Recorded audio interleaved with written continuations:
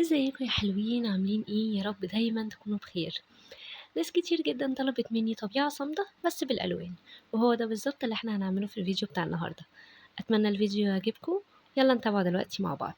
بس زي ما انتوا عارفين، قبل ما نتابعه يلا دوسوا على زرار اللايك، وكمان اشتركوا في قناتي عشان قناتي الحلوة تكبر بيكم. ويلا دلوقتي نبدأ الفيديو.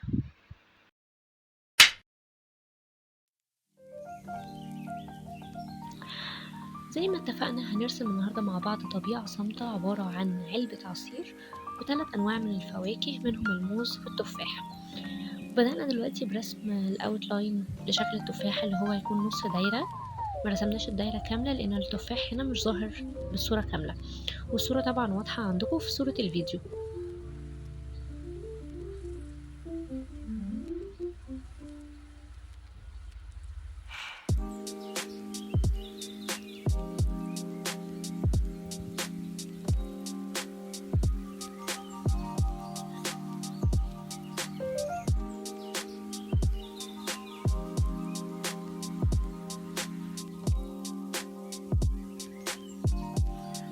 طبعا لو حبيتوا تنفذوا الرسمة، لو حابين تنفذوها بطريقة الفري هاند اوكي. لو عايزين تعملوا بنفس الطريقة بتاعتي ان انتوا تاخدوا المقاسات بالمسطرة برضو تمام براحتكم. انا بحب عن نفسي اقيس كل حاجة بالمسطرة بحيث ان تطلع اقرب للشكل اللي انا عندي والشكل اللي برسم منه، وتطلع كمان نفس المقاسات. ف تمام، عايزين كده اوكي، عاوزين كده اوكي، كل واحد يرسم بالطريقة اللي بتريحه. الفرق في الطبيعة الصامتة لما بنرسمها أبيض وأسود أو لما بنرسمها بالألوان إن احنا في الألوان بنستخدم أكتر من درجة. بمعنى إن احنا لما بنلون حاجة زي علبة العصير اللي احنا شغالين عليها دي بلون أزرق، فلازم نطلع كل درجات الأزرق القريبة من اللون من أفتح درجة لأغمق درجة. لكن طبعا لما بنرسم بالفحم أو بالرصاص بنطلع الأبيض والأسود والرمادي وبس، وبنتعامل من خلالهم. وده الفرق البسيط الأولي ما بين الطبيعة الصامتة بالألوان والطبيعة الصامتة بالأبيض والأسود.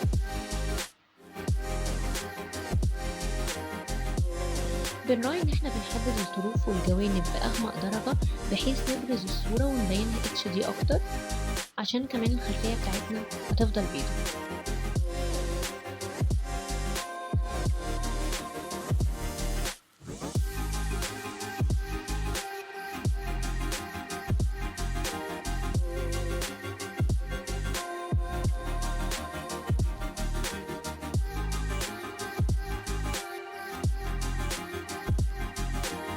زي ما اتفقنا، الأخضر من أهم الألوان اللي بتدي حياة وحيوية للصورة اللي بنرسمها، فبنحاول على قد ما نقدر إن احنا ندخله في أي رسمة احنا بنرسمها، بيديلها حياة وبيديها واقعية جدا.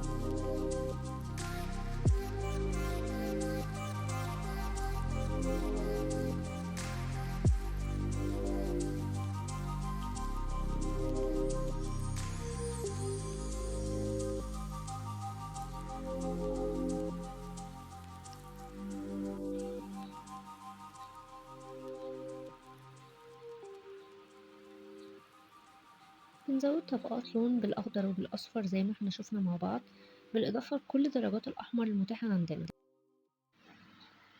ونفس الكلام طبعا في التفاحة اللي باللون الأخضر، برضو بنزود طبقات لون بالأصفر، هيديها مصداقية وهيبين لنا كمان الإضاءة بتاعة التفاحة دي.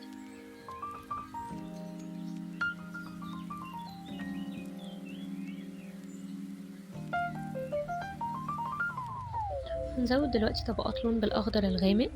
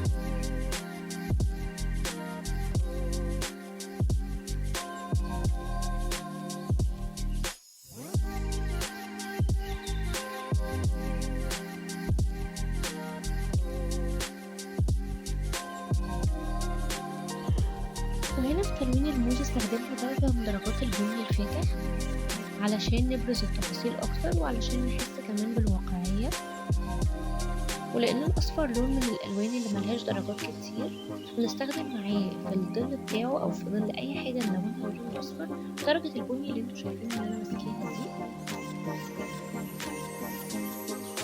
وفي النهاية هنبرز تفاصيل الموز باللون الأسود.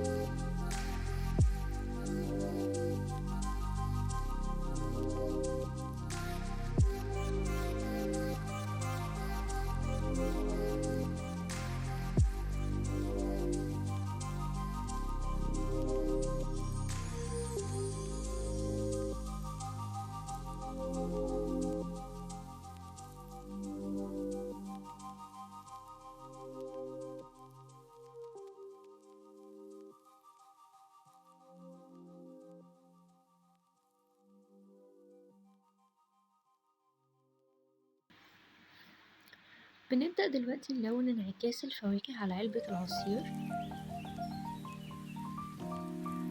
عشان نحس بالمسافة وبالقرب وبالبعد وايه اللي قدام وايه اللي ورا.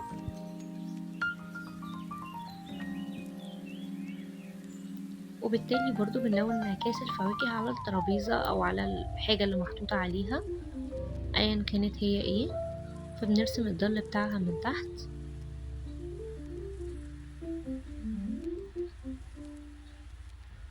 وبنراعي في الظل حتى درجاته برضو علشان نحس بالتفاصيل وعلشان نحس بالمسافات والقرب والبعد.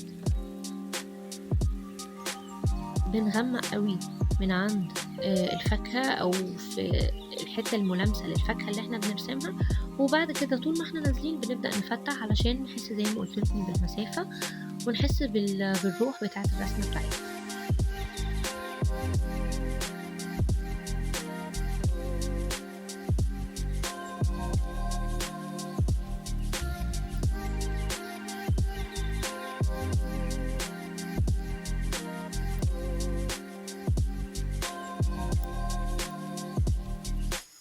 بنضيف بعض التفاصيل الصغيرة ودرجات الألوان علشان نحس بالتفاصيل بتاعة الصورة أكتر وتدينا في النهاية نتيجة أحسن. خلاص كده يا حلوين، فيديو النهاردة بيخلص معانا، يا رب يكون عجبكم واستفدتوا منه.